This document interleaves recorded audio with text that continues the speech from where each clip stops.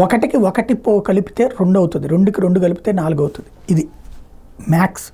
రాజకీయాల్లో ఒకటికి ఒకటి కలిపితే 11 కావచ్చు, 0 కావచ్చు, 2కి 2 కలిపితే 22 కావచ్చు, 4 కావచ్చు, లేదంటే 0 కావచ్చు. అది రాజకీయాలు.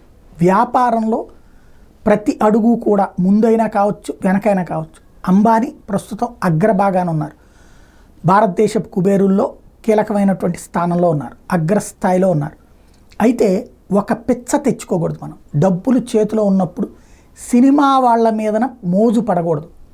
ఈ మధ్యన ఆయన ప్రతి ఫంక్షన్కి సినిమా వాళ్ళని విపరీతంగా పిలుస్తున్నారు.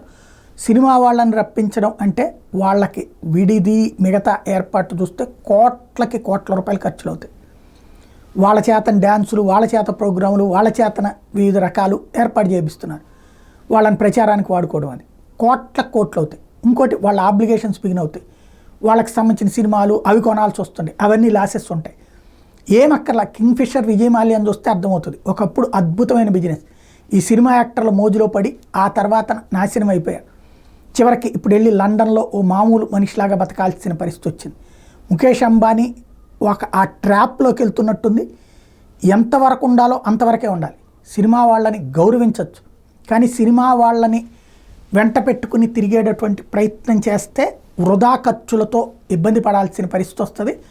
అదే సందర్భంలో ఆదాయం తెచ్చిపెడుతున్న వనరుల నుంచి మనం దృష్టి మళ్లించుకుంటే దెబ్బతింటాం.